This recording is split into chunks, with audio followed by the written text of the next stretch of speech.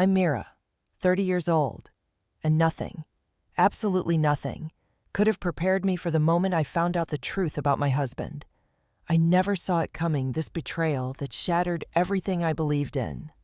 It wasn't a random slip-up. It wasn't something that could be swept under the rug.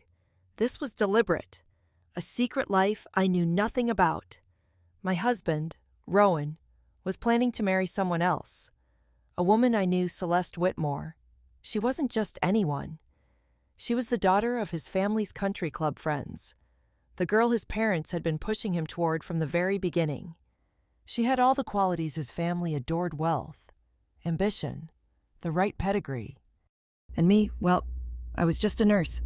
I grew up above my grandmother's tiny alteration shop, and my family's idea of a vacation was a picnic in the park. I didn't come from money.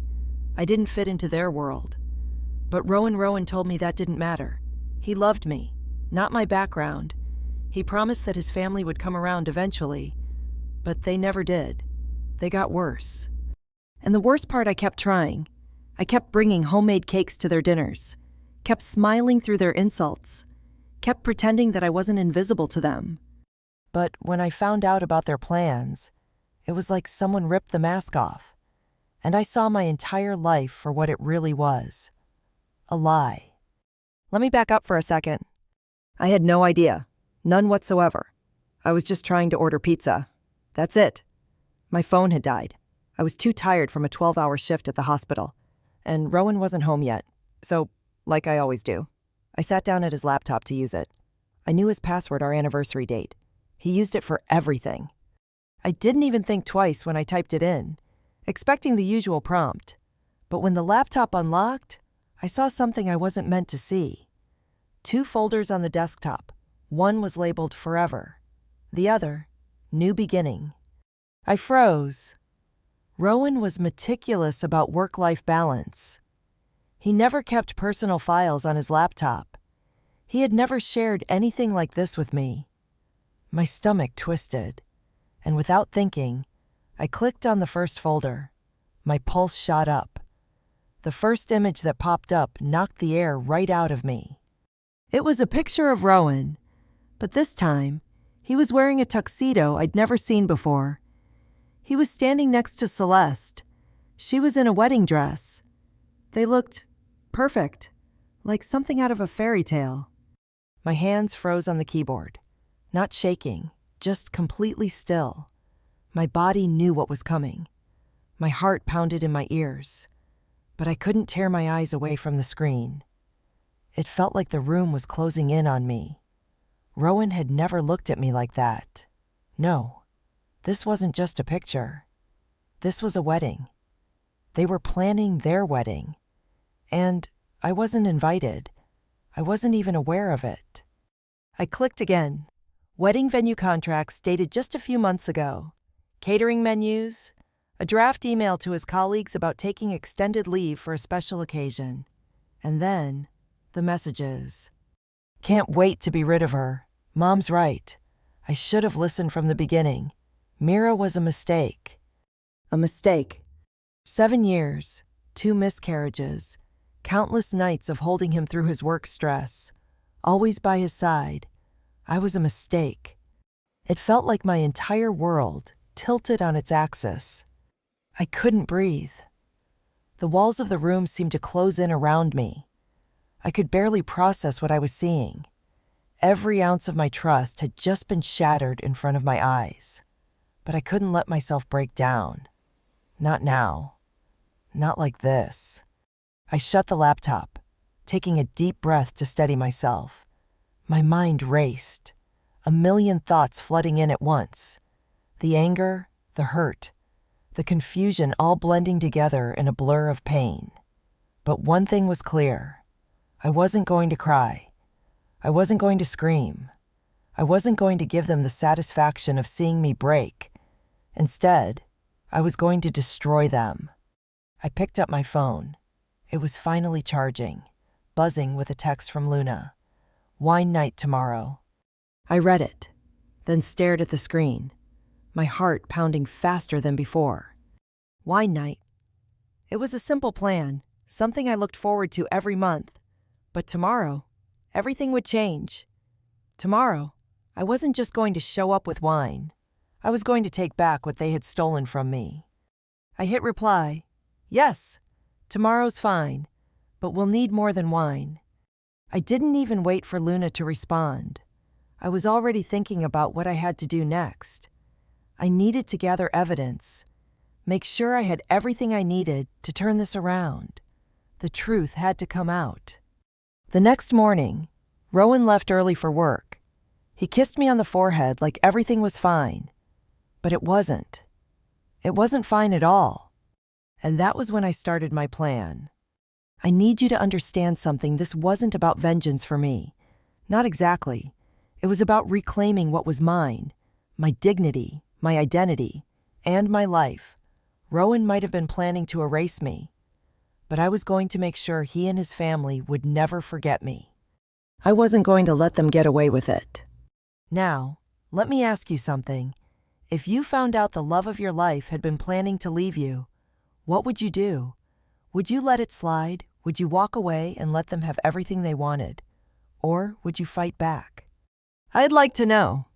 If you're ready to find out what happens next, don't forget to like this video, leave a comment below, and make sure you hit subscribe so you don't miss what happens next. You won't believe the twists I've got lined up. I didn't sleep that night. How could I? After everything I had uncovered, I couldn't shut my mind off. My hands were still trembling as I replayed the images on Rowan's laptop over and over. The picture of him with Celeste, the wedding plans, the emails, the lies. I had always trusted him, believed in him. Rowan was my life, my family. But now, he wasn't just a husband. He was a stranger. And the truth was, I didn't know who he really was anymore. I stared out the window at the rain pouring down, the city streets shimmering in the dim glow of the streetlights. Everything felt foreign, like the world had shifted on its axis, and I was the only one who felt it. How could I have been so blind? Was I really that desperate to fit in with his family? To live the life I thought I deserved? That I ignored every red flag? I thought about how many times I had convinced myself that things would get better. That one day, his parents would stop treating me like a second-class citizen. That maybe, just maybe, they'd come around. But they never did. And now I was sitting in the wreckage of my own life, holding on to nothing but the bitter realization that I had been living in a lie. Rowan wasn't just cheating on me, he was planning to replace me. The woman he was marrying wasn't just some fling, some passing fancy. No. Celeste had always been his family's first choice. She was everything they wanted him to have: wealthy, ambitious, polished, perfect. And I was nothing more than the mistake he settled for. But I wasn't about to let them get away with it. No. I wasn't going to just sit here and let Rowan and his family walk all over me. Not anymore. The next morning, the sun barely crept through the blinds, casting long shadows across the room. I felt like a shell of the person I once was, but I couldn't afford to stay stuck in that place. I had a plan, and it needed to start today. I got dressed in the clothes I always wore to work, a simple nurse's uniform. I put on a little extra makeup to hide the dark circles under my eyes.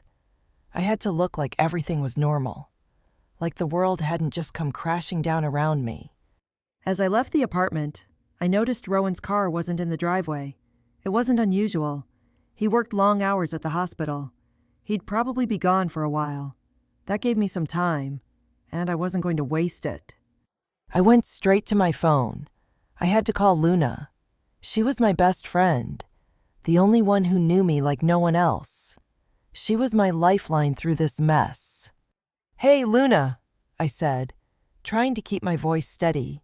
"We need to talk. I need your help." Her voice immediately grew concerned. "Mira, what's going on? You sound off." "It's worse than I thought. Much worse. I need you to get me some information. I need everything you can find on Celeste Whitmore, her family, Rowan's family, anything, and I need it fast." I heard a pause on the other end of the line. "Mira, You've got to tell me what's going on. What's happening? I'll explain later. Just trust me. Luna, I'm going to need you to dig deep. Find whatever you can. I've got a plan. The hours dragged on as I waited for Luna's updates. My mind raced with the possibilities of what might happen next. Rowan was still oblivious to the fact that I knew the truth, but that wouldn't last much longer. When I got the call from Luna, I felt a small pang of relief. I got everything, Luna said. Celeste's social media is practically an open book. I've got photos, flight records, event calendars. And guess what Vivian's email, yeah. The one where she talks about finalizing the divorce for you. She's been orchestrating this whole thing. Mira. They've been planning it for months. I felt sick, but at the same time, a cold sense of clarity washed over me. This wasn't just about Rowan anymore. This was about his family.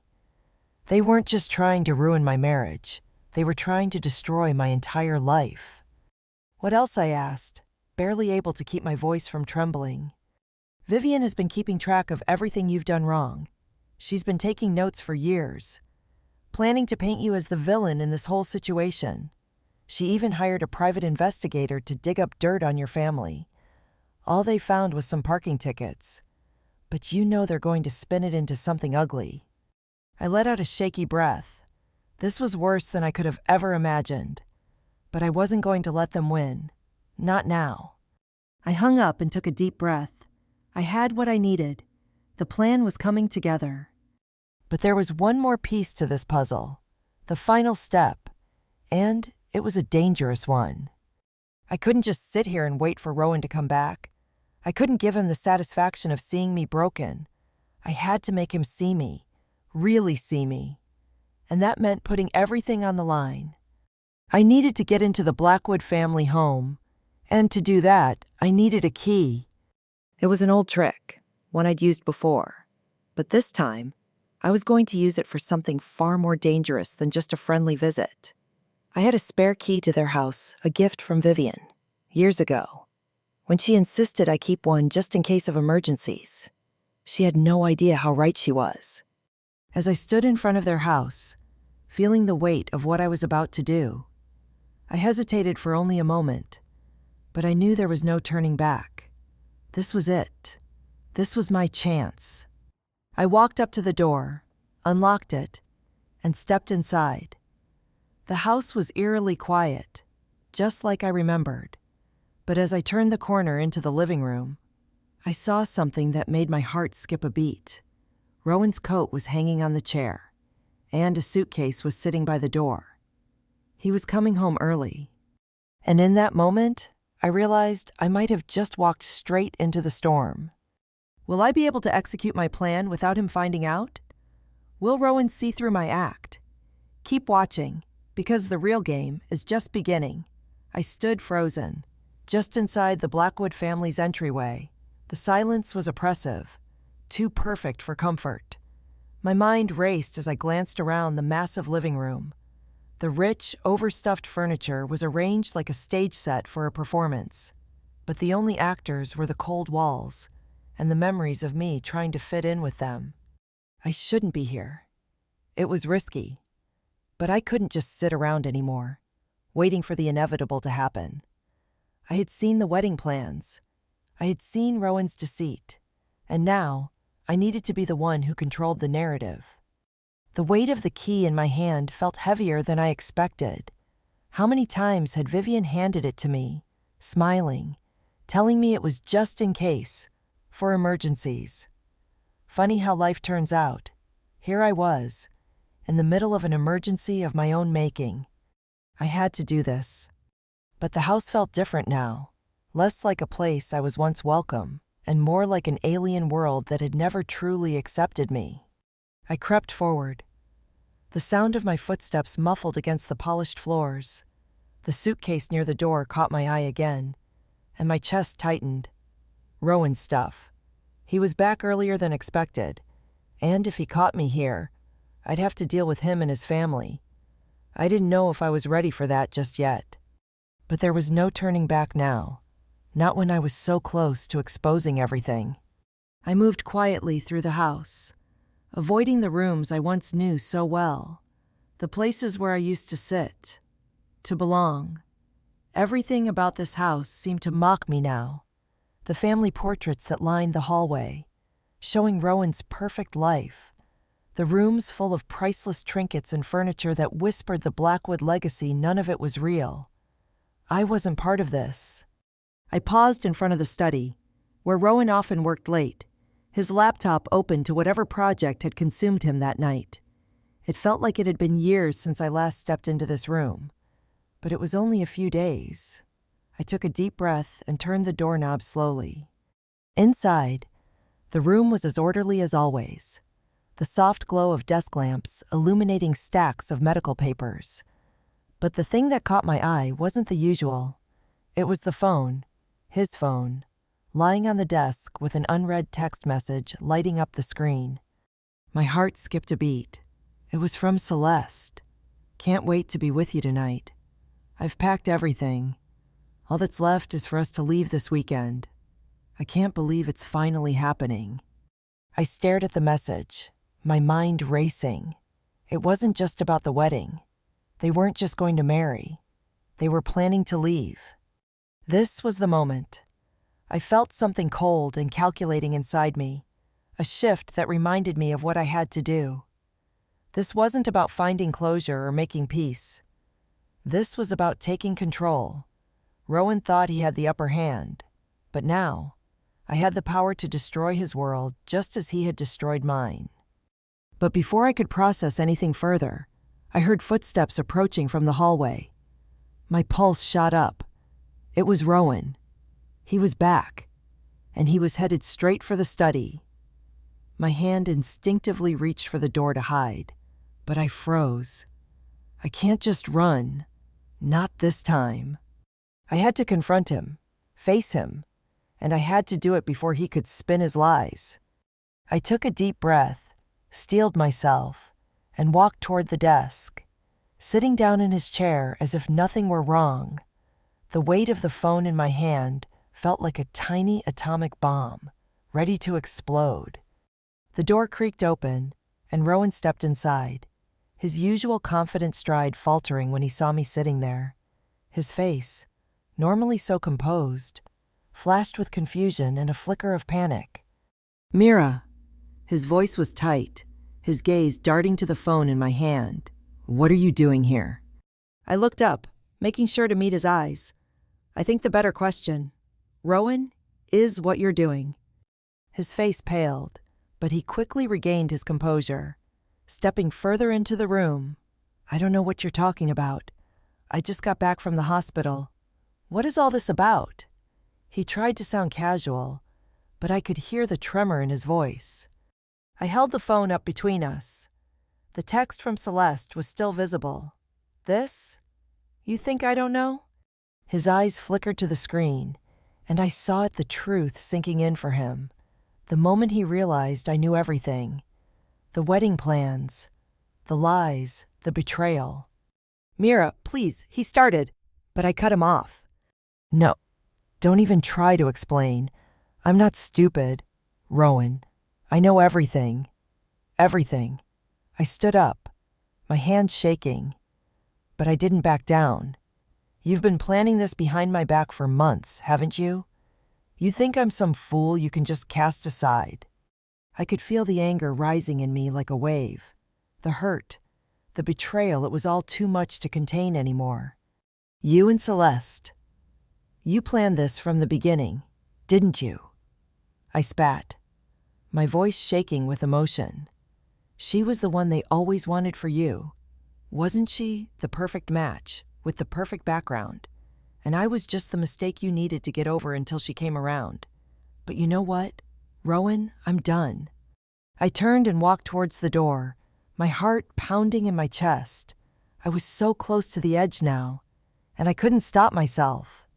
But as I reached for the door handle, something stopped me. I heard him speak again, his voice quieter, more desperate. "Mira, please, don't do this. You don't know everything." His words echoed in my mind as I stood still for a moment. "You don't know everything. What the hell did that mean? I turned back around, my blood running cold. What do you mean by that? What else is there, Rowan? What could possibly be worse than what you've already done? He looked at me, his eyes narrowing. You really want to know? Fine. I didn't just plan the wedding behind your back. I've been keeping a secret from you, one that changes everything. You're not the only one who's been betrayed. Mira. My breath caught in my throat. What was he saying? What secret? Stay tuned, because you're about to hear the twist that will change everything. You're not the only one who's been betrayed. Mira. The words hung in the air like a threat, and I could feel the blood drain from my face. My heart raced as I stared at Rowan. His face was tense, his jaw clenched, and for a moment, I almost believed he was going to finally confess everything. But then I realized he was hiding something else. My grip tightened on the doorframe as I tried to steady myself. I had already been hit with the worst betrayal of my life. But what Rowan was hinting at, what he knew, it sent a wave of dread washing over me. I took a step back toward him, my voice low but controlled. What do you mean? Rowan swallowed hard. Avoiding my gaze, he glanced toward the floor and then back at me. There's something you don't know, something I should have told you, but I couldn't find the words. I was furious. How could he stand there, looking like the victim? He had been lying to me for months, if not years, and now he wanted sympathy. What is it? I repeated, this time with more force. What could possibly be worse than the fact that you're planning a wedding with someone else? Rowan's face twisted with guilt. Real guilt, but it didn't matter. I wasn't in the mood to pity him. Not now. Not when I was standing on the precipice of what could be the greatest revelation of my life. It's about my father, Rowan said, his voice barely above a whisper. I froze. What about your father? My dad. He's sick, really sick. He doesn't have much time left, Rowan said. The words hit me like a punch to the gut. For a moment, I felt like the room was spinning, the weight of the confession pressing on my chest. But that wasn't it. There was something more beneath the surface. A truth he wasn't ready to tell me. What does that have to do with everything else? My voice cracked as I tried to make sense of it all. You've been planning a wedding with her. Rowan, you've been lying to me. And now you're telling me your father's sick. What does that change? Rowan looked up at me, his eyes wide and desperate. It changes everything, Mira. It changes everything. I could see the battle waging inside him. He didn't want to admit it, didn't want to give me any more of his truth. But the weight of the moment was too much. I could see him cracking under the pressure. You're not the only one who's been hurt. You're not the only one who has to deal with the consequences of my actions. But there's more to this than just me and Celeste. More than just my father being sick. It's not just about us anymore. His voice dropped, and I could see it, that guilt swirling in his eyes. For a moment, I didn't know what to say. What could I say? How could I make sense of all this? How could I even care that his father was sick when he had so completely destroyed me? But I had to know. I needed the full truth. I needed to understand why this was happening. I wasn't going to let him manipulate me anymore. Not with empty excuses. Then tell me, I demanded.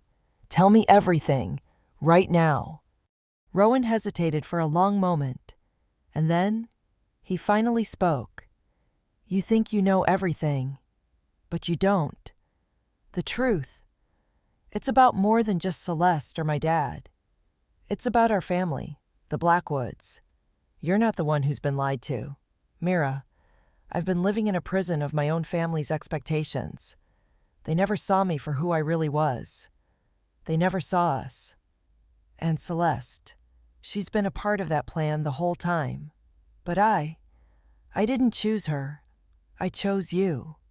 I was silent for a second, the weight of his words sinking in. The world felt like it had shifted beneath my feet. Could I really believe him? Was this just another manipulative tactic? But then I remembered the folder, the one I found on his laptop. The wedding plans. The messages with Celeste. Everything that had been building for months. And it hit me, all the secrets and all the lies had been carefully calculated. This was bigger than just an affair. This was about control. This was about power. "What are you talking about?" I whispered, my voice barely audible. "My family. My mother. She has been manipulating me my entire life. She never wanted me to marry you. She never wanted me to have the life I've built with you. This wedding, Celeste, it's all part of a bigger plan. She set it up. She arranged everything. I didn't know how to get out of it." I stumbled back, my chest tightening. "You're telling me your mother set all this up?" Rowan's face twisted in pain. "Yes, she's been controlling me, controlling everything. It was never about me or you. It was about her vision of what my life should be." My mind was racing. I was drowning in the weight of everything he had just told me. His mother had manipulated him. She had planned this wedding. But why? There was a bigger game at play here, and I was only starting to see the full picture. My trust in Rowan was shattered. But now, my hatred for Vivian Blackwood, the woman who had destroyed me, was reaching new heights. She wasn't just a mother-in-law who disapproved of me. No, she was the mastermind behind all of it. And now, I had a decision to make. What was my next move? Was I going to forgive Rowan? Was I going to let him back into my life, despite everything? Or was it time to completely destroy their world, the way they had destroyed mine? I wasn't sure, but I knew one thing for certain: I was going to take them down. Just then, Rowan's phone buzzed again. He looked at it, his face going pale as he stared at the screen. "It's Celeste," he said, his voice barely above a whisper. "She's asking if we're still on for this weekend. She doesn't know I'm here. She doesn't know you know." I walked over to him, grabbed the phone, and stared at the message. The words burned in my hands, the final confirmation that their plan was still in motion. "You've made your choice, Rowan. Now I'm making mine. Stay tuned. You won't believe what happens next." The weight of Rowan's phone in my hand felt like a heavy stone, pressing down on me, anchoring me in a reality I didn't want to be part of anymore. The message from Celeste was a stark reminder of everything he had lied to me about. "Are we still on for this weekend? Can't wait to see you." I stood in the Blackwood family study, staring at the phone. It was all right there in black and white, the final confirmation of everything I had already suspected. They weren't just planning to replace me. Rowan had been stringing me along, lying to my face for months. I turned back to him, my blood running cold. He stood there, his face pale, watching me with a mixture of guilt and fear. The moment I had been waiting for had finally arrived. The game had changed. It wasn't just about Rowan anymore. It was about making them all pay for what they had done to me. I dropped the phone onto the desk, my hands shaking with a mixture of rage and anticipation. "You've made your choice, Rowan," I said quietly, my voice deadly calm. "And now, I'm going to make mine." Rowan took a step toward me, his eyes wide. "Mira, please don't do this. We can talk about this." Talk about it? I wanted to laugh. There was no talking left, not after everything. "There's nothing left to talk about, Rowan," I said, the bitterness in my voice thick. "You've made your choice. You're marrying her. You've been planning this behind my back the entire time. I don't need you anymore." He flinched, his face full of remorse. But I wasn't about to back down. I had spent too long being the quiet, dutiful wife, hoping things would change, hoping he would choose me. But now, I had a plan, and it was time to make them all pay for everything. I walked past him, feeling the cold air of the room shift as I moved. My mind was a whirlwind of thoughts. But one thing was clear: I wasn't going to just be the victim anymore. I was going to expose every single one of them. I wasn't going to let them get away with this. Not after everything they had done to me. The wedding, the lies, the manipulation, it all had to end. My phone buzzed in my pocket. I glanced down at it. Luna. I've got everything you need. I'm sending it now. I didn't hesitate. I grabbed my phone and opened the encrypted folder Luna had sent me. Inside were detailed documents, photos, and messages, proof of what Celeste and Rowan had been planning, proof of Vivian's involvement in every step of the way. This wasn't just about a wedding. This was about controlling Rowan's life, controlling everything he did, every choice he made. And I wasn't going to let them win. I opened my laptop, quickly drafting an email to a few of the most trusted people I knew, people who had worked with me over the years. They had no idea what had been going on behind the scenes, but they would soon. I was going to make sure they knew. Everyone would know the truth about the Blackwood family and how they had manipulated me. But there was something more I had to do. I needed to confront Vivian. As I thought about it, the cold rage inside me bubbled up again. Vivian had never once treated me with the respect I deserved. She had treated me like an outsider from the very beginning, and she had made it clear that I wasn't good enough for her son. Her son. I could still hear her voice in my head, sharp and condescending. "You're not quite what I had in mind for Rowan, but we'll make it work." I didn't need to be part of their world anymore. The sound of the doorbell broke my train of thought. I looked up sharply, the blood rushing in my ears. Could it be Rowan? I quickly silenced my phone and walked over to the door, my heart pounding. I hadn't expected company, but whoever it was, they couldn't stop me now. I opened the door, and there stood Luna, a determined look on her face. She wasn't alone. Behind her was someone I didn't expect: Vivian. The air in the room shifted again, and for a moment, I couldn't breathe. How did she know? How did Vivian get here?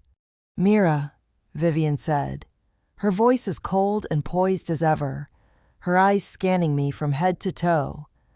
"I think it's time we have a little chat, don't you?" Luna stepped aside, giving me a knowing look. She had no idea how Vivian had found me, but she could see that the tension was thick in the air. I swallowed hard, trying to keep my composure. "What are you doing here?" I managed to say, though my voice was tight with suppressed anger. Vivian's lips curled into a smile that didn't quite reach her eyes. "You think I didn't know you'd eventually figure it out, Mira. You think I didn't know you'd come here, try to expose my son's life." Her words hit me like a slap in the face, and for a second, I felt the rage bubbling up again. How dare she walk into my home and speak to me like this? "I've had enough of your games, Vivian," I said, stepping forward. "You and your son have destroyed my life. You've made sure I never belonged. But I'm done playing by your rules." Vivian's eyes flashed with anger, and I could see the control she'd been holding on to start slipping. "You don't understand, do you? This was never about you. This was about keeping the Blackwood name intact. This was about my son's future." "Your future," I spat, stepping closer. "You've destroyed everyone else's future. But that doesn't matter to you, does it? You've been controlling everything, from Rowan to Celeste, to me. But it ends now." Vivian took a step back, her face turning red with fury. "You think you can just walk in here and ruin everything?" she hissed. "You don't know what you're up against, Mira. You never have." Just then, I heard the unmistakable sound of Rowan's footsteps approaching the door. No, this wasn't how it was supposed to happen. I wasn't ready for him to be here. Not yet. The door swung open, and there he stood, his eyes wild with panic as he looked between Vivian and me. "What the hell is going on?" he demanded. I stepped back, ready for whatever came next. Rowan's voice cut through the thick silence that had settled over the room. His eyes flickered between Vivian and me, his brow furrowed in confusion and fear. It was the first time I had seen him look truly vulnerable. But I wasn't fooled. This was the man who had been living a lie for months, hiding behind secrets and false promises. What the hell is going on? Rowan's voice trembled, a mix of panic and disbelief. He looked at Vivian, then at me, as if expecting us to explain what was happening. But I wasn't interested in explaining. Not anymore. Vivian took a step forward, her face tight with fury. "This isn't the time, Rowan," she snapped. "You don't understand what's at stake here." But I was done playing by their rules, done being the dutiful wife and the misunderstood outsider. This was my moment, my chance to show them that they couldn't control me anymore. "No, Rowan, you don't understand," I said, my voice calm but firm. "This isn't just about you and me anymore. This is about everything you've taken from me, from my life, from my trust, and it's about time you finally face the truth." Rowan's expression softened, but there was something in his eyes now, a trace of regret. Yes, but also something colder, something that made me feel like I was standing in front of a stranger. "Mira," he began, his voice low, almost pleading. "Please, you have to understand. I never meant for it to go this far. I didn't think you'd find out like this." I crossed my arms, my heart beating faster. His words were like poison, twisting in my chest. He thought he could explain it all away. No, this was the moment I had been waiting for. I was tired of hearing the excuses. The time for talking was over. "Don't try to justify it," I said, stepping closer to him. "You made your choice. You lied to me. And now you want to spin it like you were some helpless pawn in your mother's game." Vivian, who had been standing silently behind Rowan, suddenly spoke up, her voice cutting through the air. "You think you're the only one who's suffered, Mira. You think you're the only one who's been manipulated." I turned my gaze toward her, my chest tightening with a surge of anger. "You've spent years trying to control me, trying to control everything around you. You made me feel like I didn't belong, like I wasn't enough. And now you stand there, acting like you're the victim." Vivian's smile was icy, cold, the kind of smile that made your skin crawl. "You never understood, did you?" She looked me up and down, as if sizing me up. "Rowan was never meant for someone like you. You were a distraction, a stepping stone. We tried to make it work, for him, for all of us. But you never fit in. And now, well, now we're doing what's best for him." The words felt like a slap. And for a second, I was frozen, my breath catching in my throat. How could they be so callous? How could Rowan, the man I had loved, have allowed this to happen? How could he stand there and let his mother talk to me like this? Rowan's eyes were wide now, his face flushing with shame. "No, Mira, that's not true," he said quickly, but his voice lacked conviction. "It's not what you think. I never wanted to hurt you." "Then why didn't you tell me, Rowan?" I shouted, my voice rising with the anger that had been bubbling inside me for so long. "Why did you lie to me for all this time?" Rowan didn't answer. He just stood there, looking like he was being suffocated by his own guilt. Vivian stepped forward, her voice dripping with venom. "Because he didn't have a choice. Mira, you've never understood what it's like to be in this family. You were never meant to be part of this world. And now you're trying to tear it apart." Her words hit me like a punch to the stomach. Was that what this was about? Was that all it ever was, me never fitting in, always being the outsider, the one who wasn't good enough? I didn't know how long I stood there, staring at the two of them. The rage inside me was overwhelming, suffocating. But something inside me clicked. This wasn't just about Rowan and me anymore. It was about exposing them all. I turned on my heel and stormed toward the door, my footsteps echoing in the cold silence of the room. Rowan called out after me, but I didn't stop. I couldn't stop. Not now. "Mira, please don't do this," he called. But I ignored him. This was bigger than him. Bigger than all of it. It was about me, about taking back control. About showing them that I wasn't going to be their victim anymore. I grabbed my phone, dialing Luna's number. She picked up on the second ring. "Mira, what happened? What's going on?" "I'm going to take them down," I said, my voice steady, unwavering. "I've had enough. I know everything now. And I'm not letting them get away with this. It's time to expose the Blackwoods for who they really are." There was a brief pause on the other end. "Are you sure about this?" "I have to," I replied. "I won't let them destroy my life anymore. This ends now." I hung up the phone and walked back toward the study, my heart pounding in my chest. I had a plan now, a way to make sure everything they'd done would come to light. But it wasn't enough to just know. I needed proof. I needed everything, every document, every message, every secret that could bring them down. Just as I was about to open the study door, I heard footsteps. Someone was coming. I turned quickly and saw Rowan standing in the hallway, his face etched with desperation. "Mira, please," he pleaded, reaching out toward me. "I can explain. Just give me one more chance. I didn't mean for this to happen." But I was done. Done with his excuses. Done with the lies. "You made your choice, Rowan," I said, my voice low but firm. "And now I'm making mine. You're going to regret everything you've done to me. You think I was the one who was manipulated? You're wrong. It's you who's been played." I turned away from him, not waiting for his response. I was too far gone now. There was no turning back. I heard Rowan's voice one last time, desperate and broken. "Mira, please." But I didn't stop. I walked straight into the study, grabbed the laptop, and powered it on. The time for playing nice was over. I was going to expose every single one of them.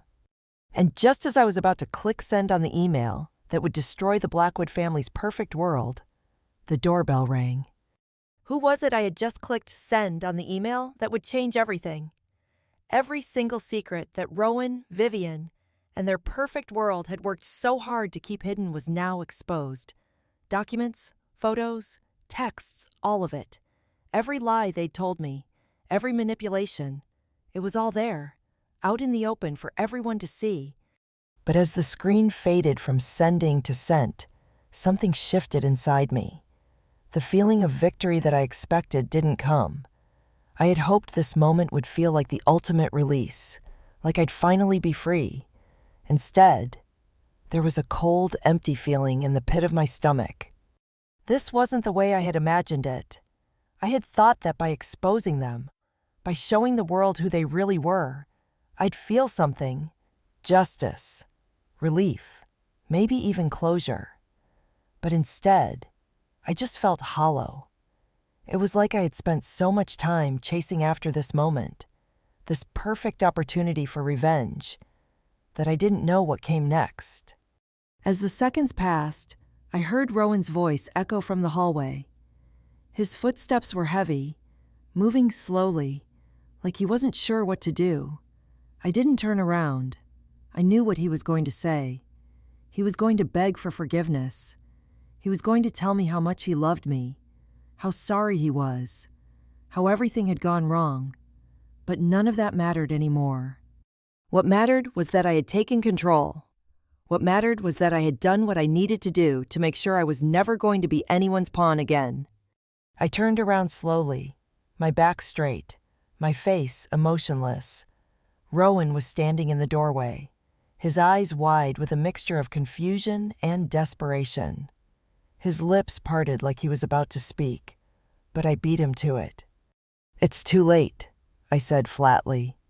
"You had your chance. You had every opportunity to be honest with me. But you chose her, you chose your family. And now, I'm done." Rowan stepped forward, his hand outstretched as if he could touch me, as if that would fix everything. Mira, please. I shook my head, the words bitter in my mouth. Please. Please doesn't fix this. You think after everything, all the lies, that please is enough. He stopped in his tracks, his shoulders slumping. I never meant to hurt you, he said softly, his voice cracking. You have to believe me. I never wanted this. I could see the pain in his eyes, and for a moment, I almost believed him.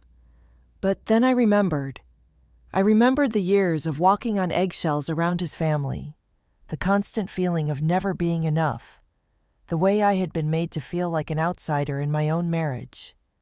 It doesn't matter anymore, I said, my voice steady. I'm not the same person I was when I first met you. I'm stronger now, and I'm walking away. Rowan's face twisted with regret. He wanted to reach out, but he didn't. He stood there, helpless, as the truth settled between us. He had lost me. I wasn't going to let him pull me back into the toxic web of manipulation that had been his family. I was done. I stepped past him and walked toward the door. My hand hovered over the handle for a brief second, and then I heard it. The unmistakable sound of Vivian's voice. You think you can just leave like this? She called out from the hallway. You think you can just ruin everything we've built and walk away? I didn't turn around. I couldn't look at her anymore. You're not my family, I said, my voice low, but full of certainty. You never were. And now, I'm done pretending. Vivian's footsteps approached quickly. She was furious.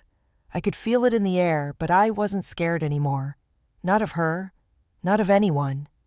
You think this is over? She hissed, her voice filled with venom. You think sending that email is going to fix everything? It's just the beginning. Mira, you don't know who you're dealing with. I took a deep breath and opened the door. I don't need to know anymore, I said, looking back at her one last time.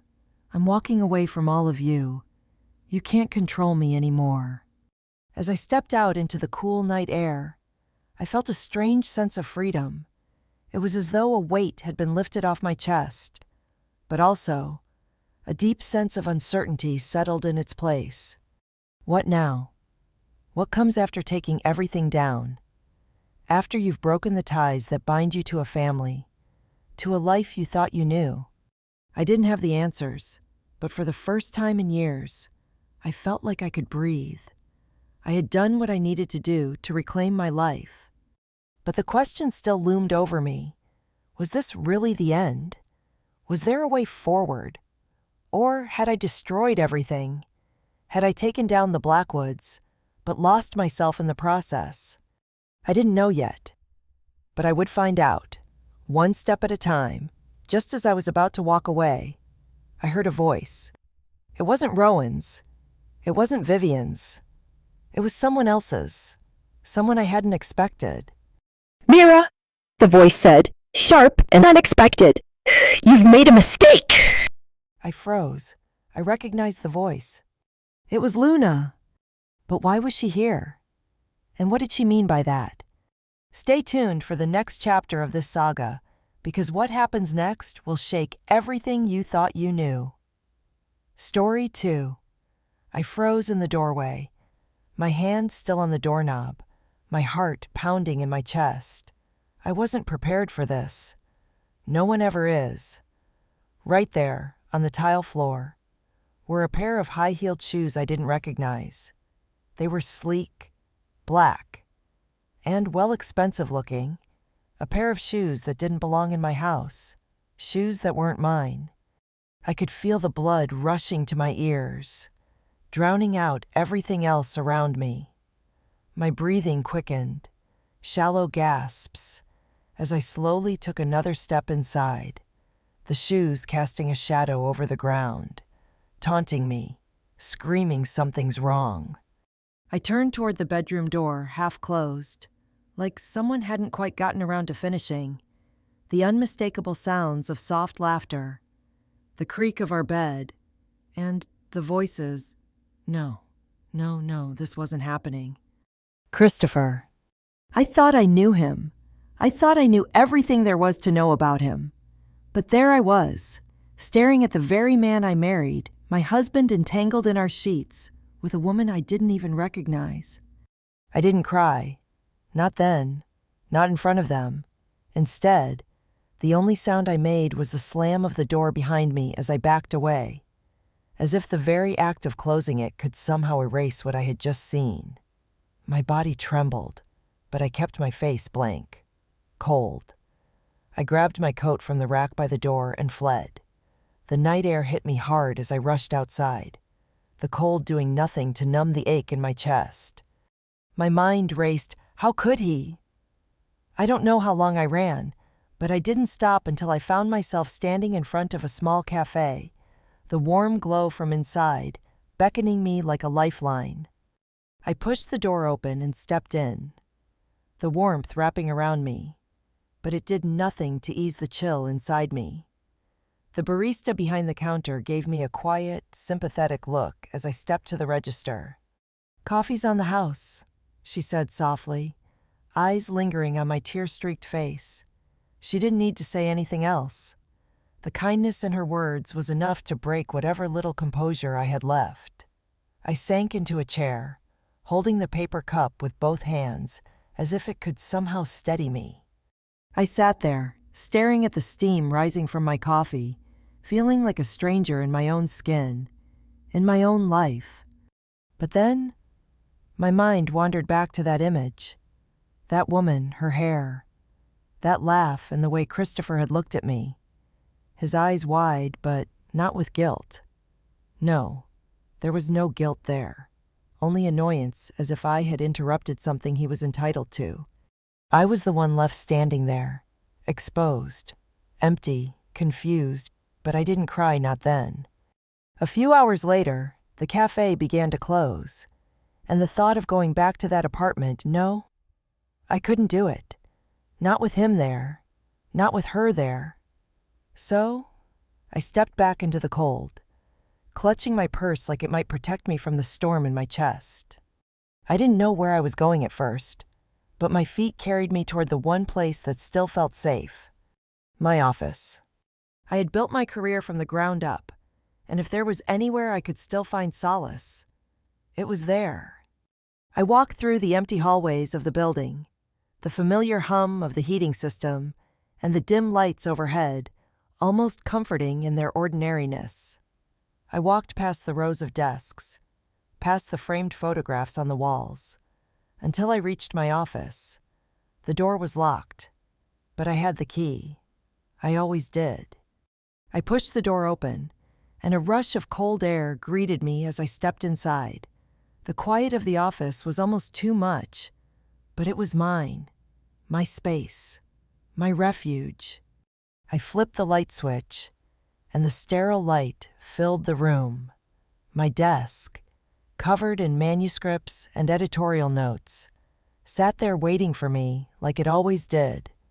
It was a lifeline, a reminder of who I was before I was his wife, before I was the woman who was betrayed.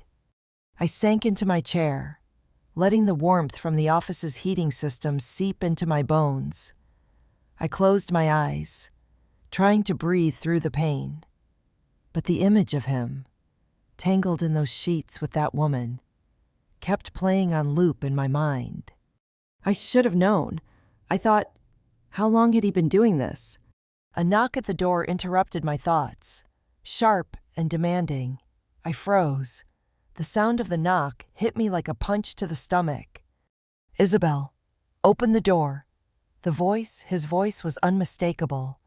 My heart skipped, but I didn't move. I didn't want to move.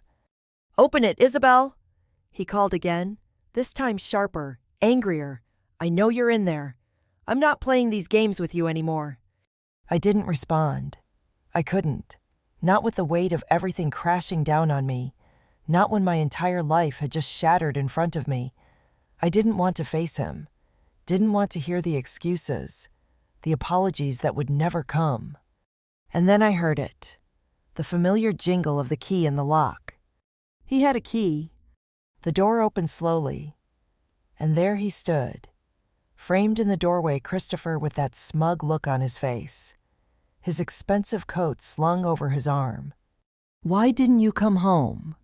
His tone was cold, as if he were entitled to my presence. "You made a scene, Isabel.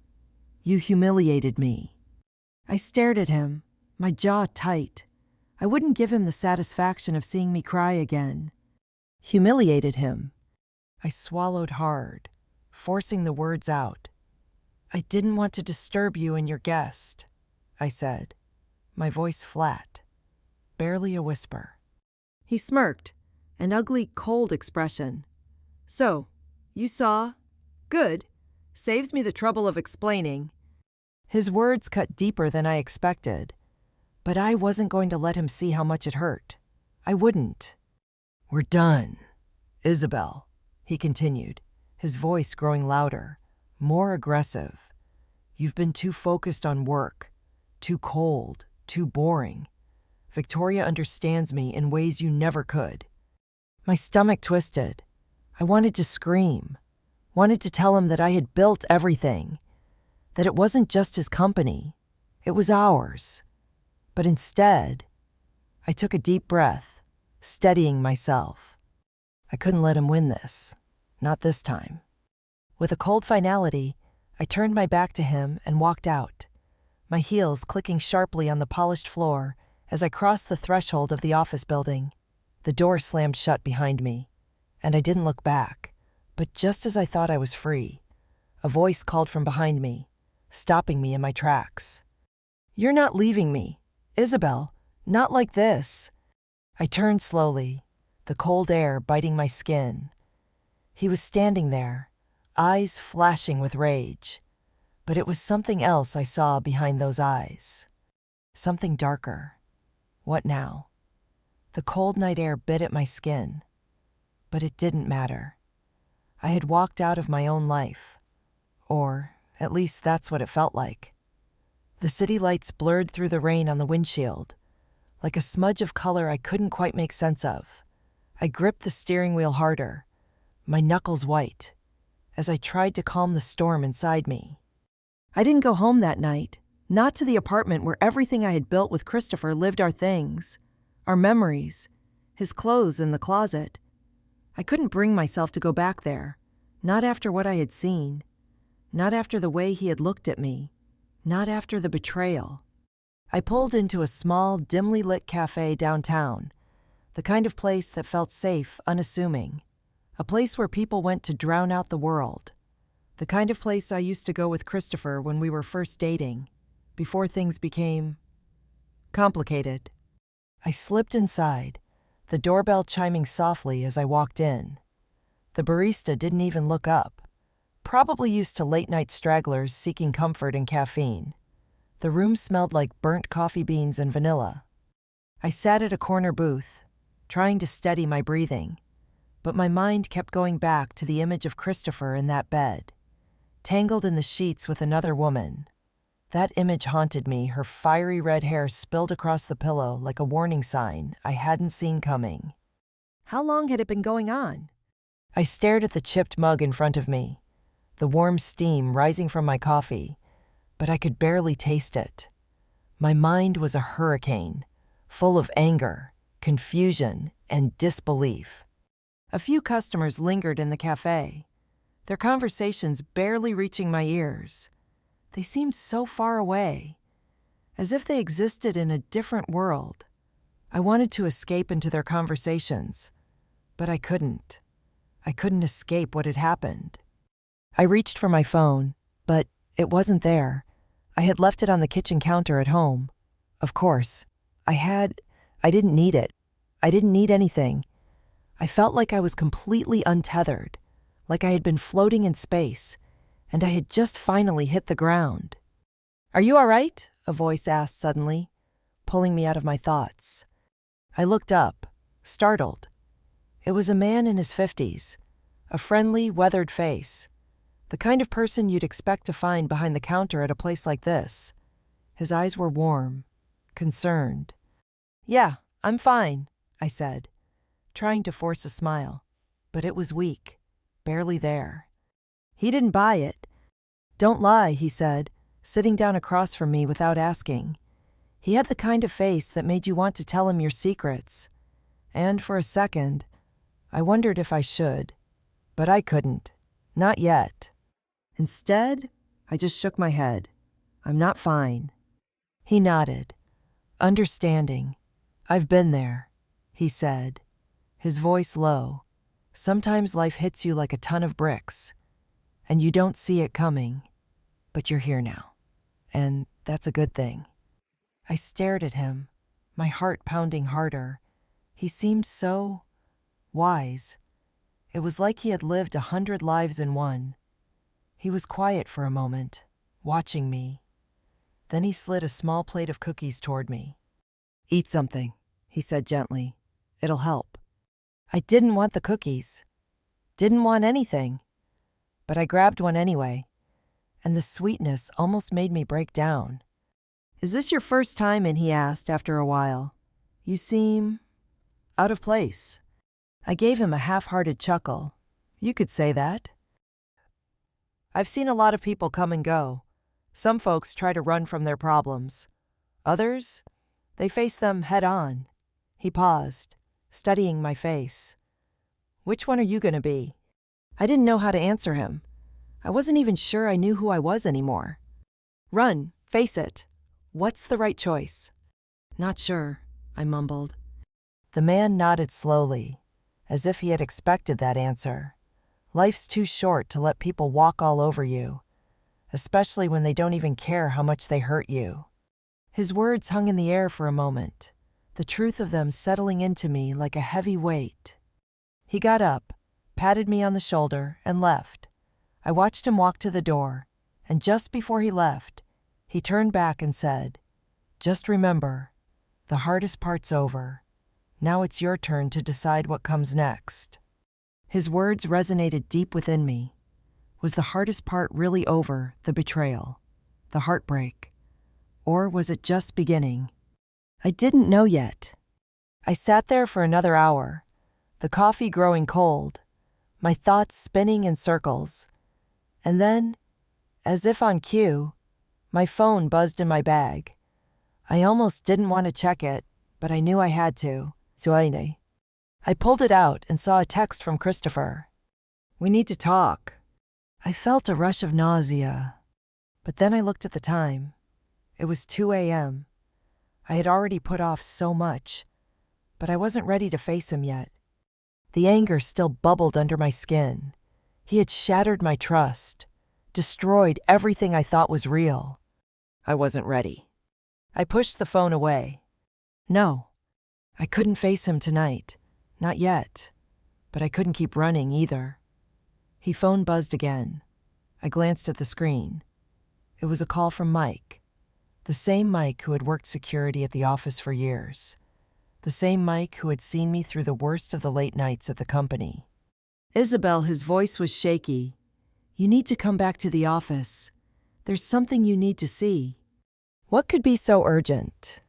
I grabbed my coat and rushed out of the cafe, my heart racing again.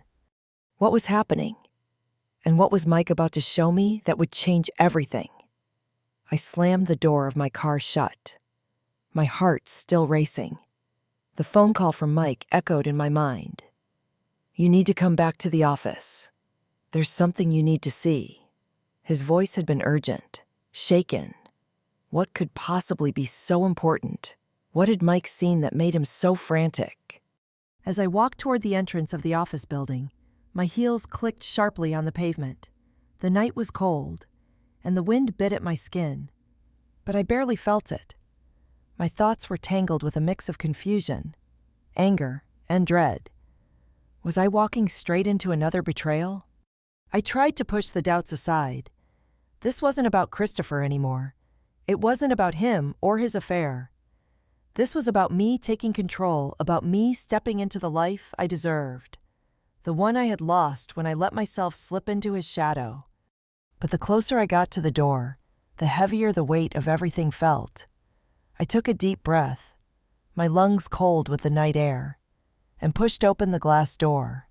Mike was already there, pacing near the elevator. His hands were shaking as he rubbed them together. He looked up when he saw me, his eyes wide with anxiety. "Isabel," he said, voice low, "I'm glad you came. You need to see this. You won't believe it." I nodded, following him to the security room where the monitors were. He didn't say another word as he typed in the code and pulled up a series of cameras. I stared at the screen. For a moment, everything blurred. There, on the monitor, was Christopher sitting at his desk, his back to the camera. But it wasn't what he was doing that made my stomach drop. It was who was sitting across from him. The woman, the one I had seen in my apartment, the one with him in our bed, she was sitting there too. I didn't even know her name. Mike turned to me, his face pale. This was recorded. Late last night, I couldn't believe it, but I had to show you. I looked back at the screen, my heart beating loudly in my ears. Christopher was leaning forward, talking to her in a low voice.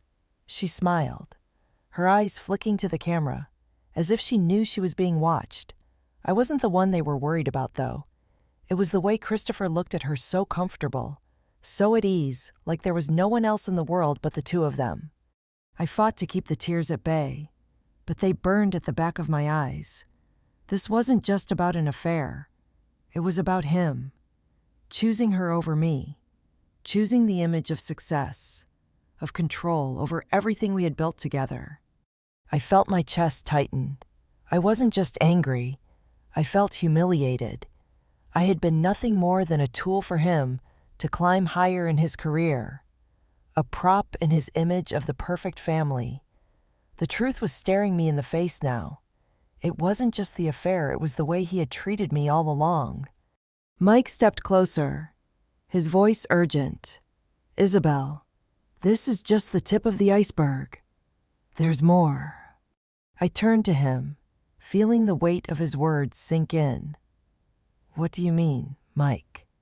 He hesitated, glancing at the screen. "I've been here long enough to know when something isn't right.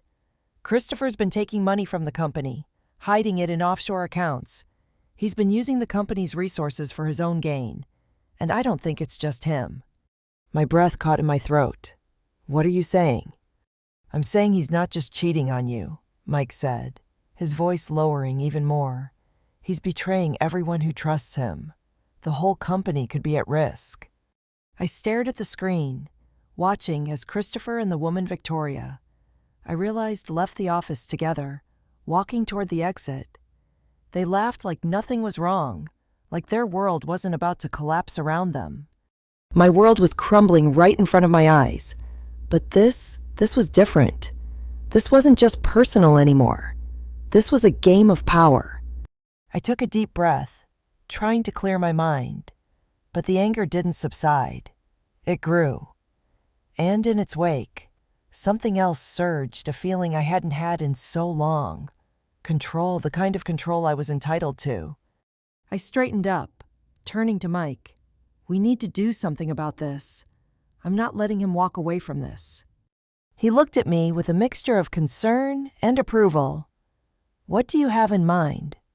I met his gaze. It's time to take him down. Not just for the affair, but for everything he's done. For the lies. For the manipulation. He won't get away with it. Mike nodded, as if he had expected me to say that. "We're going to need evidence. He's clever, he'll cover his tracks. But there's one thing he doesn't know. He doesn't know that I've been keeping an eye on his movements for months. He's made some mistakes. We've got what we need." I felt the surge of power rise within me again. This wasn't just about revenge anymore. This was about justice, about taking back everything he had stolen from me, my dignity, my trust, my future. I grabbed my purse, my heart pounding with a new resolve. We're not just going to expose him. We're going to ruin him. I'm going to take everything he holds dear. Mike led me to a back office where he had printed out documents and data from the company's financials. The numbers were glaring. Offshore accounts, invoices, unexplained withdrawals. Everything screamed fraud. You have no idea how deep this goes, Mike said quietly, scanning the pages. And this is just the beginning. I sat down, feeling the weight of the evidence in front of me. This wasn't just about Christopher anymore. It was about everything he had built on the backs of those who trusted him. And I was about to bring it all down. Suddenly, my phone buzzed. I glanced at the screen. It was a text from Christopher. "We need to talk. Now." I felt my blood run cold.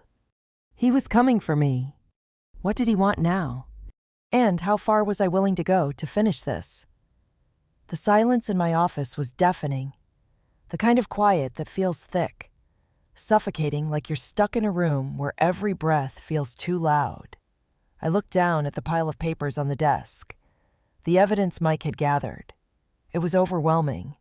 The fraud, the lies, the betrayal. But it was more than that. It wasn't just about what Christopher had done to the company. It was about everything he had done to me. The years I'd spent building our life, only for him to toss it all aside for a little thrill, a little power. I was done being passive. I was done being the victim. The old me, the one that used to beg for his approval. The one that thought that if I just tried harder, if I just worked harder, she was gone. The woman sitting in front of these papers, ready to act, was someone who had been broken and was now starting to rebuild. I took a deep breath and pushed the papers aside. There was no turning back now. I had to act, and I had to act fast.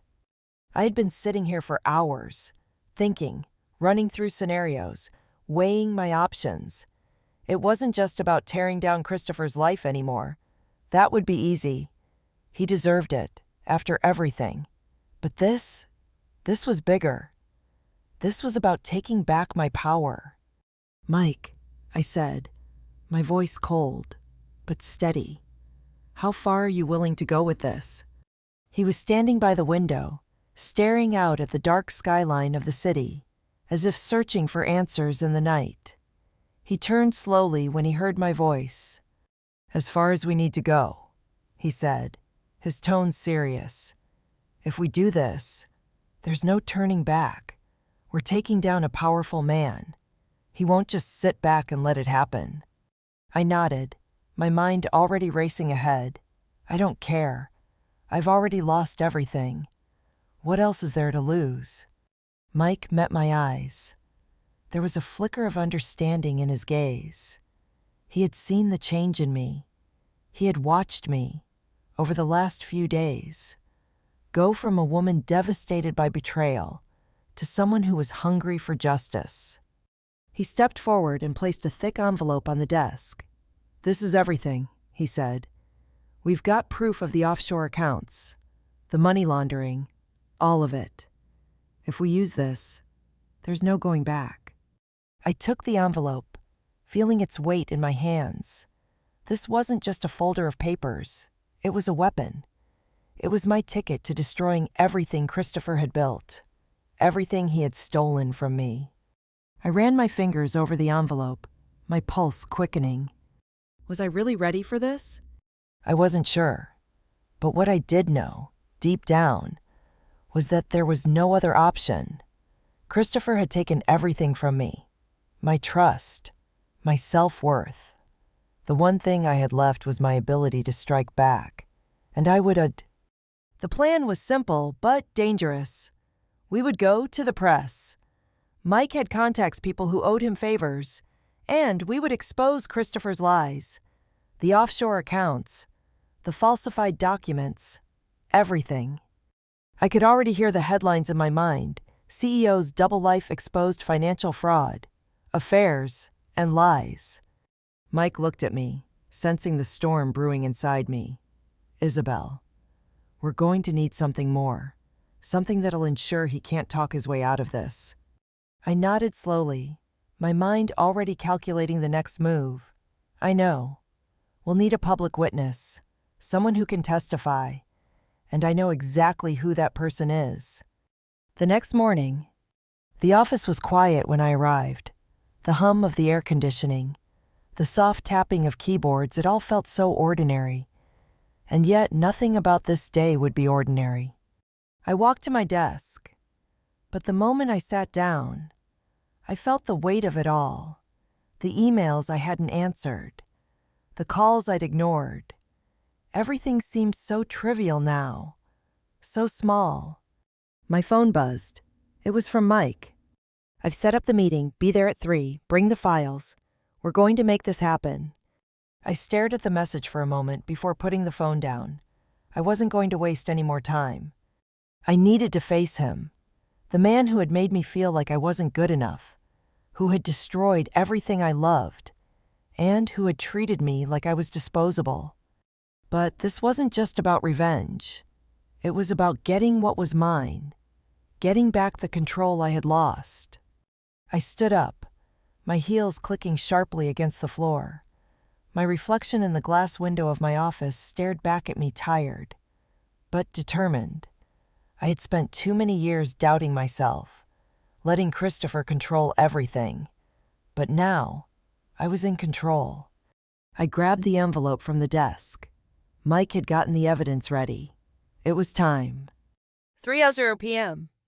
I arrived at the downtown office building Mike had mentioned.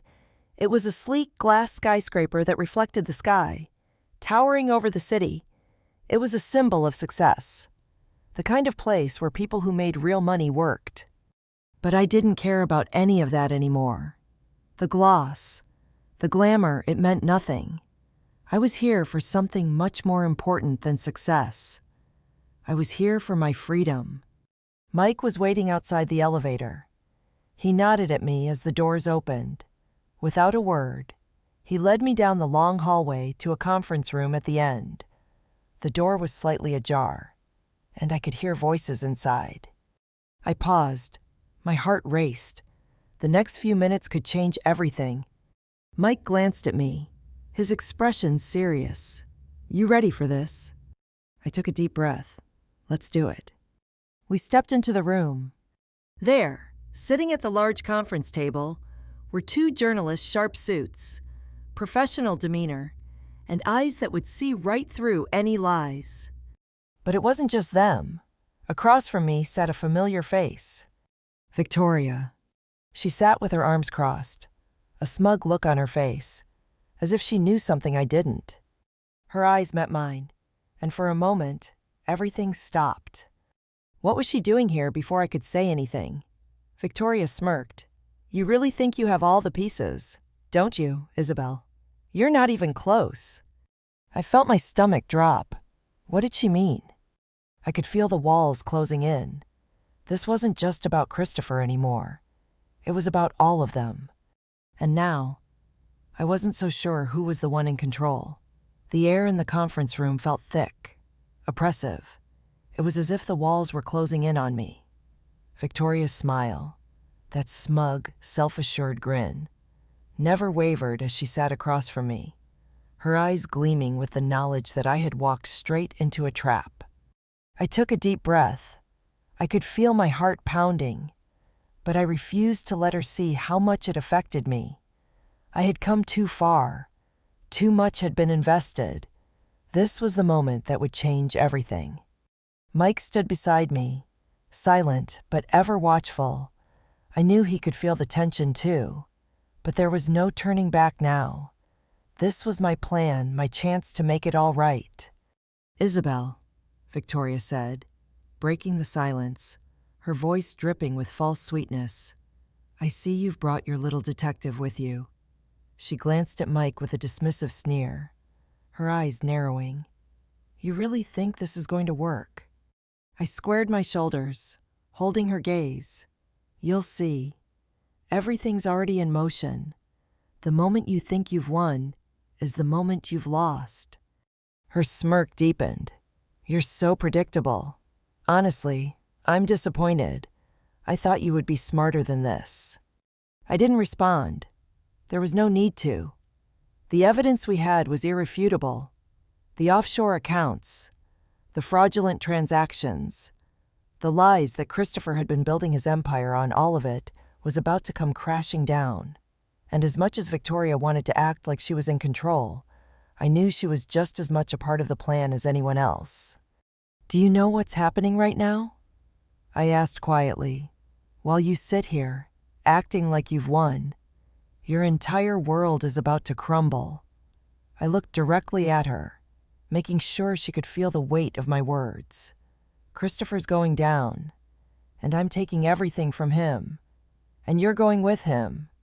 Her face flickered for just a second, a flash of uncertainty, but it was quickly masked by her usual icy demeanor. She wasn't going to let me see that she was rattled, but I saw it. I saw the cracks forming. "And what about you, Isabel?" she sneered. "What happens when the world knows who you really are? The betrayed wife, the one who couldn't keep her man. You think this makes you better?" I clenched my jaw, resisting the urge to lash out. Instead, I leaned forward, letting my words cut through the air. "You don't get it, do you? This isn't about him. It's about me. And it's about time I started living for myself. For once in my life, I'm not going to let anyone control me." The silence that followed was heavy. Victoria's eyes darted to Mike, and then back to me. I could tell she was trying to gauge her next move, but she was too late. I was already steps ahead. Mike moved towards the table, his hand sliding the folder with all the evidence in front of her. The images, the financial documents, the receipts, all the things Christopher had so carefully hidden were now exposed. There was no denying the truth. Victoria's fingers trembled as she reached for the file, flipping through the papers. I could see her mind working, trying to find a way out, a way to twist the truth. But there was no escape. Not this time. "You're too late," I said. "Everything you've built is going to come crumbling down. This is just the beginning." She slammed the folder shut, her breath sharp. "You really think this will hold up? You think the media will care about your little vendetta? You don't have the power to bring him down." I smiled. "Don't underestimate me. Victoria, the media won't just care, they'll feast on this. The lies, the affairs, the fraud. It's all coming out. And when it does, everyone will see the truth about you, about him, about all of it." Mike gave me a nod, signaling that it was time to move forward. I stood, my body shaking from the adrenaline, but my mind clear, focused. We weren't just exposing Christopher's affair. We weren't just taking him down for cheating on me. This was bigger than that. This was about holding him accountable for everything he had stolen from me, from the company, from everyone who had trusted him. "Mike," I said, my voice steady, "it's time. Send it." He didn't hesitate. He pressed a button on his phone, and within moments, the email containing all the evidence, the articles, the leaks, everything was sent to the top news outlets, the reporters, the investors, and the ball started rolling. I could feel the shift in the room. It wasn't just me who had changed. The entire atmosphere had shifted. This wasn't just about me anymore. It wasn't just about getting revenge on Christopher. It was about justice. The truth was out, and there was no hiding from it. Victoria's face paled as she glanced at her phone, her hand shaking as she read the first news alert. She looked back at me, and for the first time, I saw something I hadn't expected: fear. "You've made a mistake," she said, her voice barely above a whisper. "You'll regret this." I leaned forward, a slight smile playing on my lips. "No, I won't. This is the beginning of my freedom. And you're just collateral damage." I walked out of the room, my heels clicking sharply on the polished floors. I didn't look back. I didn't need to. I knew what was coming next. As I stepped into the elevator, my phone buzzed. I looked down at the screen, and my stomach dropped. It was a message from Christopher. "You think you've won. You have no idea what I've already set in motion." The elevator doors closed with a soft ding, and I felt a chill crawl up my spine. What did he mean by that? What was he planning? I had taken the first step, but was it too late to stop him? The sound of my phone buzzing in my hand made my heart skip a beat. I had barely stepped into my apartment when I saw the message from Christopher. "You think you've won? You have no idea what I've already set in motion." The words burned in my mind, a cold shiver running down my spine. I had expected retaliation, but what he was talking about, I couldn't shake the nagging feeling that I had underestimated him again. I dropped my purse on the coffee table, running a hand through my hair. This wasn't just about revenge anymore. Christopher had made a serious move, and I had no idea what he had planned. He always kept his cards close to his chest. And this felt like a trap. I paced the room, my thoughts spinning. The files had gone out. The media outlets were buzzing with the news. It was all over the place. The fraud, the affairs, the offshore accounts. The fallout had begun. But what did Christopher mean by his message? What had he set in motion?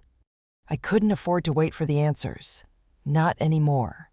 My instincts screamed at me to act fast before it was too late. Flashback to the conference room. Mike had left me to handle the press, knowing that it would take hours to manage the fallout. He was handling some of the legal side of things, making sure our information was tight. I'd spent the afternoon coordinating interviews with reporters, all while trying to stay calm, composed, controlled. But beneath the surface, my blood was boiling. Each phone call from reporters, each question thrown at me, felt like a reminder of everything I'd lost. I knew I was doing the right thing. Exposing Christopher was the only way to reclaim my power. But every step forward felt like a tiny victory with 1,000 little cuts. And then that message, the one that haunted me. It wasn't just Christopher's attempt at intimidation. It was a warning. He had something else in play, something I didn't see coming. I sat back on the couch, staring at my phone, my thumb hovering over the screen. What if I was walking into his trap? I could feel the tension mounting in my chest as I weighed the risks. I wasn't going to sit back and wait for him to control this anymore. He had made his move. Now it was my turn. I opened the message again, reading it over and over. "You have no idea what I've set in motion." What did that mean? I clicked on his contact, ready to reply with a cold, sharp response. But before I could type a word, my phone buzzed again. Another message. This time, it was a news alert. The headline read, "CEO Christopher Hayes accused of financial fraud, affairs, and corporate espionage." It was happening faster than I had expected. The storm was here, and it was ripping through his empire. My phone rang almost immediately. I looked at the screen. It was Mike. "Isabel, you need to see this. Now." "They've already started digging deeper," he said, urgency in his voice. I felt my heart race. What's happening? "The media's running with the story. But there's something you need to know. There's more we need to expose, more than just the financial stuff. Something big is hidden, and we're not the only ones with this information." The words hit me like a punch. Someone else. "Who?" I demanded, my pulse quickening. "I can't say over the phone. Just get down here. I'll explain when you arrive." The line went dead before I could respond. I grabbed my coat and headed out, my mind a whirlwind of thoughts. Mike's tone had changed. He wasn't just talking about exposing Christopher now. There was something bigger, something dangerous. I arrived at the office building and rushed to the elevator. The tension in my chest was unbearable, each floor feeling like an eternity. As the doors opened, I stepped into the security room where Mike was waiting, his face pale, his eyes wide with worry. He motioned for me to come closer. On the screen were files, ones I didn't recognize. There was a name on the top, one I had never seen before, a name I wasn't supposed to know. "Who's this?" I asked, pointing at the file. Mike's hands trembled slightly as he hit a few keys on the keyboard, pulling up more documents. This is someone from the inside, someone who's been leaking information to Christopher. But that's not all. Look at the dates. I leaned forward, scanning the screen. The files showed exchanges between Christopher and this mysterious figure, someone who worked closely with him. But it didn't make sense. How could I not know about this person?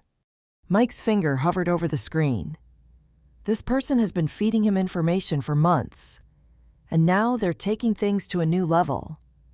You're not the only one out for revenge. My stomach dropped. What do you mean?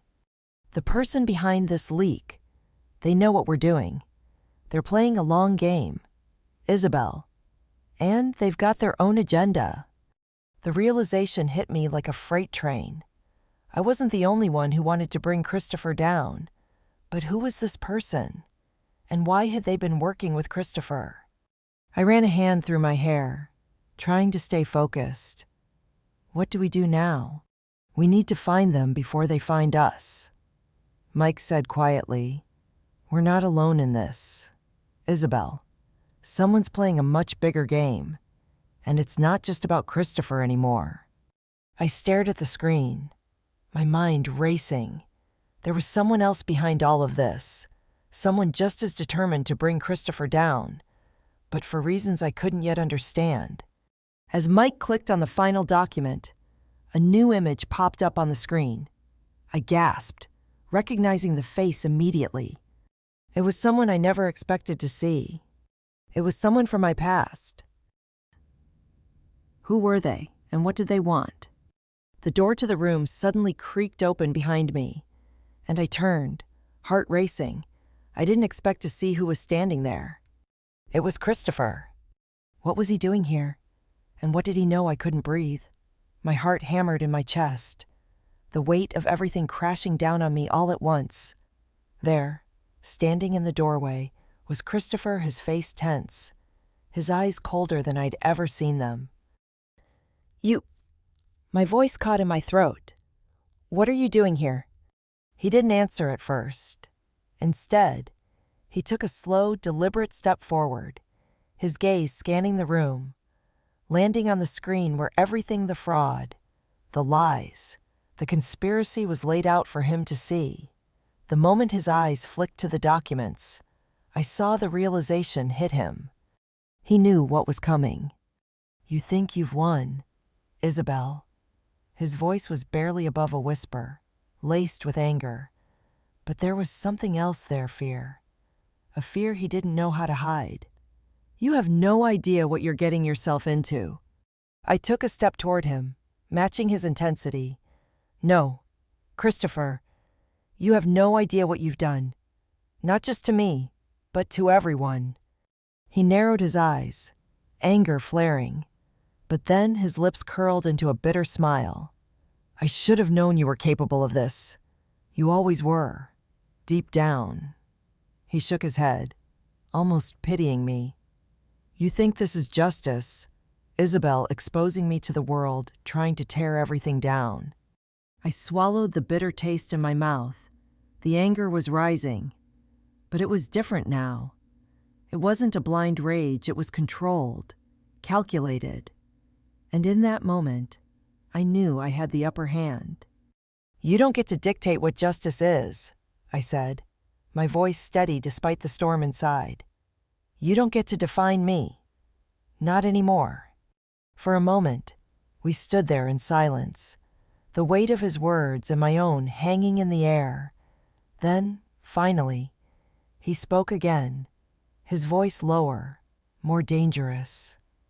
"You think this is over, Isabel. You think I'll just sit here and let you destroy everything I've worked for." I didn't flinch. "No, it's not over. But this time, it's not just your empire.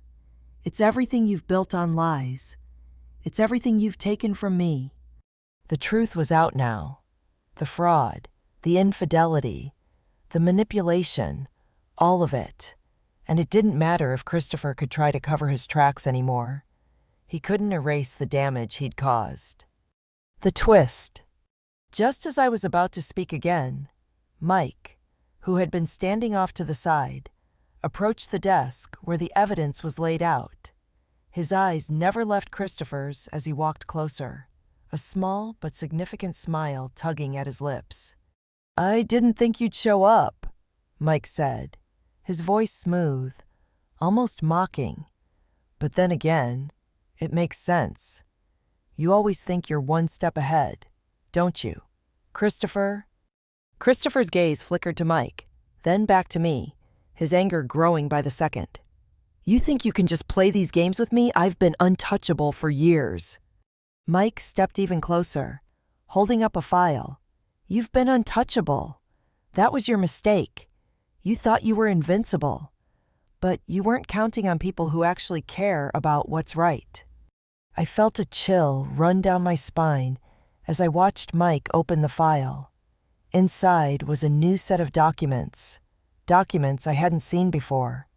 The kind of evidence that would guarantee everything I had worked for wasn't just going to disappear with a few threats from Christopher. "What's this?" Christopher's voice dropped to a low growl. Mike held up a contract, a malicious grin spreading across his face. "This, Christopher, is what happens when you think you can hide behind your wealth and power. This contract. It links you directly to some of the biggest corporate frauds in the country. The things you've been really doing behind closed doors." Christopher took a step back, his face drained of color. "That's not real. You don't know what you're talking about. This is all—" "Shut up." The word was sharp, cutting through his rambling like a knife. I had no patience for his lies anymore. "This is bigger than just you and me. This is about everything you've built on the backs of others." For a moment, it seemed like time stood still. Then, with a shake of his head, Christopher seemed to gather himself. His eyes hardened. He was done playing the victim. "You think this is some kind of victory? You're wrong. He stopped mid-sentence, the expression on his face changing. His eyes darted toward the door, and I turned to see what he was looking at. In walked two police officers, their uniforms crisp and their faces serious. My heart skipped. How had they known? "I'm sorry, Mr. Hayes," one of the officers said, glancing at the documents. "We have a warrant for your arrest, based on the information gathered here." He looked at me. "Isabel Hayes, you're free to go. You've been instrumental in bringing these crimes to light." Christopher's face went pale. "What? No, you can't do this. I have rights. This is all a mistake." But it was too late. They didn't listen. He was handcuffed, the weight of the situation finally sinking in for him. I stood there, my body numb, as I watched the man who had tormented me for so long be led out of the room in handcuffs. The cold justice I had craved for so long was finally being served. The final step. I turned to Mike, my breath shallow. I thought it would feel different. I thought I'd feel victorious. You know. Mike nodded, giving me a sympathetic smile. "You will. It just takes time. It's only the beginning." He was right. The battle wasn't over. Christopher might be gone, but the ripple effect would continue for a while. There were still the people he had hurt, the lives he'd destroyed along the way. I wasn't going to let this be forgotten. I looked out the window at the city lights, the same ones that had once made me feel small, invisible. But now I felt in control. For the first time in a long while, I felt free. The storm had passed, and the aftermath was just beginning. Just as I was about to walk out of the office, my phone buzzed. I looked down, and my heart stopped. It was a message from an unknown number. "You think this is over? This is just the beginning. You're not out of the woods yet."